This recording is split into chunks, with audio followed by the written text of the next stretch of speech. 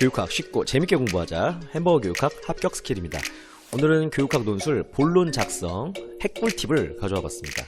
이 영상을 보고 선생님들의 글에 날개를 달 수 있기를 기원하겠습니다. 논술을 처음 써보거나 아직 틀이 잡히지 않은 선생님들께서는 논술 본론을 작성한다는 게 상당히 어렵게 느껴지실 텐데요. 저도 논술 연습을 처음 시작할 때는 그랬습니다. 뭔가 열심히 쓰는 것 같긴 한데 써놓은 것을 보면 좀 밋밋하고 멋이 없고 유치해 보였거든요. 그런데 논술을 많이 써보고 또 멘토링을 신청한 선생님들의 논술 내용을 첨삭하다 보니까 이 세 가지만 있으면 굉장히 품격 있고 멋있는 본론이 작성될 수 있다는 것을 알았습니다. 그 세 가지는 바로 첫째, 개념의 핵심 키워드를 중심으로 살을 붙이는 것. 둘째, 논술 주제를 반영해서 본론에 작성하는 것. 셋째, 논술 지문을 활용해서 본론을 작성하는 것. 이 세 가지만 갖춰도 글이 굉장히 논리적이면서도 풍성해 보이더라고요. 정말 그럴 수 있는지 기출문제로 같이 한번 확인해 보도록 하겠습니다. 2018학년도 교육학 논술 문제의 일부인데요. 이 문제를 보면은 워커의 교육과정 개발 모형의 명칭과 이 모형을 적용하는 이유 세 가지를 쓰라고 했습니다. 자, 그랬을 때 주제부터 한번 살펴보겠습니다. 논술 문제의 주제는 학생의 다양한 특성을 고려하는 교육이죠. 그리고 지문 내용, 박교사의 말을 보면 되거든요. 교육과정을 개발하는 과정에서 학생의 개인별 특성을 중시하는 의견과 교과를 중시하는 의견 간의 차이가 있습니다. 이를 조율하기 위해서는 시간이 걸리겠지만 적절한 논쟁을 거쳐 합의에 이르는 심사숙고의 과정이 필요합니다. 라고 얘기를 하고 있어요. 자, 이렇게 지문 내용과 주제를 반영해서 논술을 작성한다면 어떻게 만들 수 있을지 살펴봅시다. 자, 일반적인 답안을 먼저 보여드릴게요. 박교사가 말한 워커의 교육과정 모형은 실제적 교육과정 개발 모형이다. 명칭을 썼어요, 이렇게. 하지만 뭔가 밋밋한 감을 감출 수는 없죠. 왜냐면 답만 딸랑 제시했기 때문에. 그런데 이 내용을 조금만 더 수정한다면 논리적이면서도 풍부한 글로 다시 탈바꿈할 수 있거든요. 보겠습니다. 박교사가 제안한 교육과정 모형의 명칭은 실제적 교육과정 개발 모형이다. 똑같아요. 그런데 뒤를 보겠습니다. 뒤를 보면은 박교사는 교육과정 개발 시 의견 차이를 조율하고 논쟁을 거쳐 합의에 이르는 과정을 강조했는데, 자, 지문 내용을 그대로 쓴 거예요.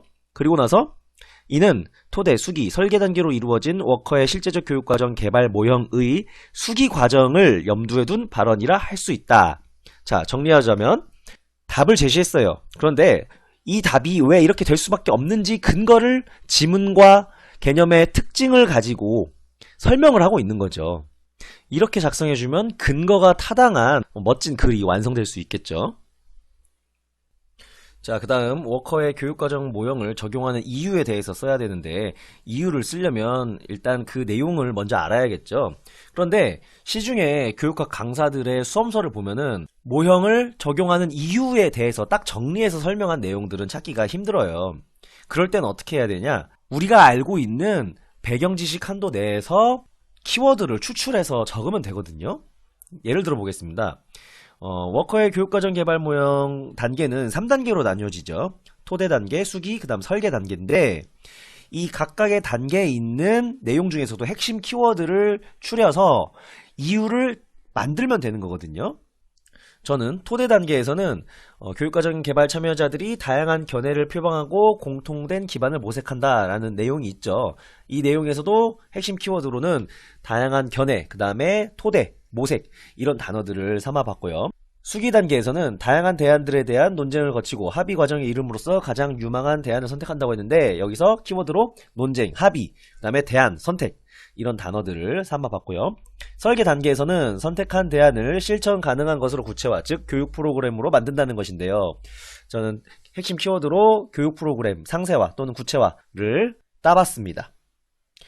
자, 그러면 이렇게 각 단계에서의 핵심 키워드를 추출했다면 살을 붙여서, 그리고 앞에서 말했던 것처럼 지문과 논술 주제를 반영해서 작성해 봐야겠죠. 그러면 첫째, 교육과정 개발 시 학생 개개인의 다양한 특성을 포함하여, 이 부분은 논술 주제에 해당되는 내용이었죠. 그리고 여러 관련인들의 견해를 반영하며 공통된 토대를 갖춰 나갈 수 있기 때문이다.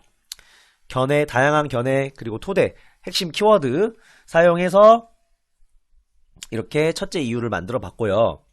둘째, 교육과정 개발 과정에서 의견이 충돌하더라도 논쟁과 숙고의 과정을 거쳐 합의 후에 현실적인 대안을 선택할 수 있어서다.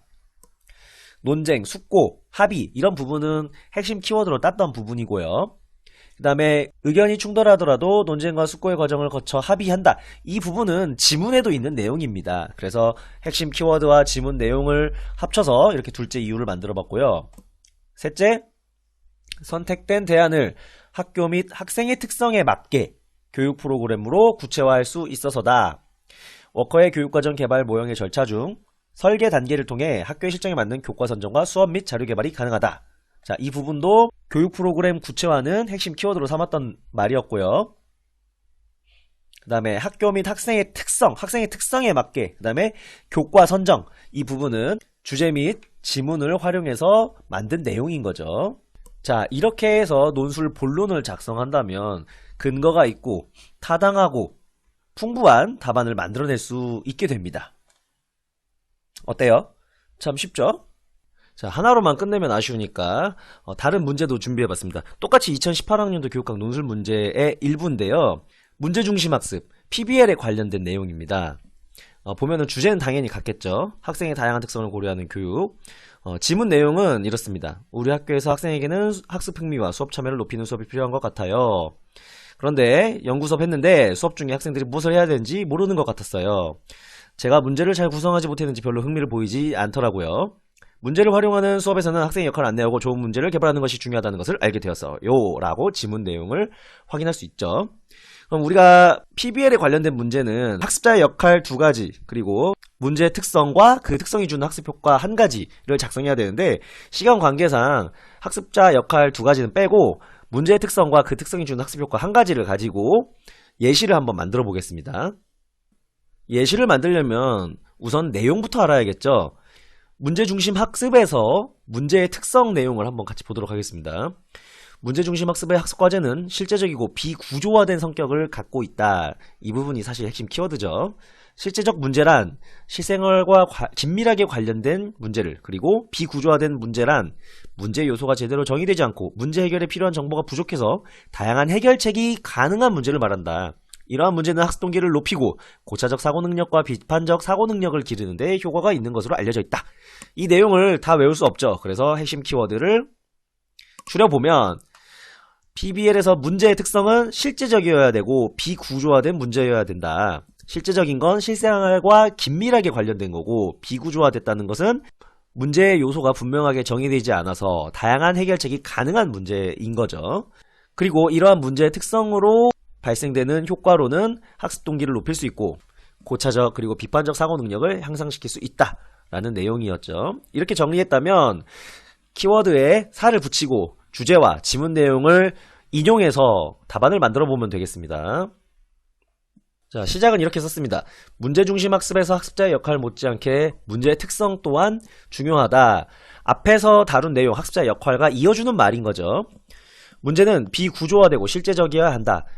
직접적인 답을 서두에 작성해 놨습니다. 이런 문제는 실생활과 밀접하면서도 답이 정해져 있지 않아 다양한 해결책을 모색할 수 있으며, 이 부분은 비구조화와 실제적을 보충해주는 말이죠. 그리고 이 과정에서 학생들의 학습 동기와 수업 참여를 유도할 수 있다는 장점을 지닌다. 교육학 논술 지문을 유심히 봤다면 학습 동기, 수업 참여라는 말이 지문 내용이라는 것을 다들 확인할 수 있죠.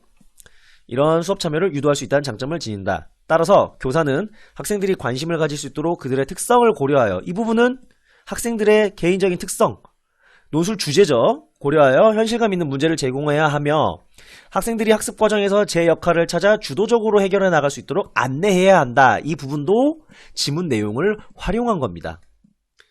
자, 그래서 주제와 지문 내용을 활용해서 이런 답안을 작성할 수 있다. 어때요? 참 쉽죠? 이상으로 교육학 논술 본론 작성하는 방법에 대해서 배워봤습니다. 본론 작성 딱 3가지 기억하면 됩니다. 첫째, 핵심 키워드를 따서 살을 붙일 것. 둘째, 논술의 주제. 셋째, 논술의 지문 내용을 적절히 활용, 인용해서 논술을 풍부하게 만들어줄 것. 이렇게만 지킨다면 선생님들도 글을 논리적이면서도 멋지게 완성할 수 있을 겁니다. 이게 뭐지? 실수로 잘못 들어갔나봐요. 근데 뭐, 가만 보니까 표지가 좀 예쁘네요. 자, 오늘도 재밌게 보셨다면 좋아요와 구독 버튼을. 그럼 다음 시간에도 재밌게 만나요.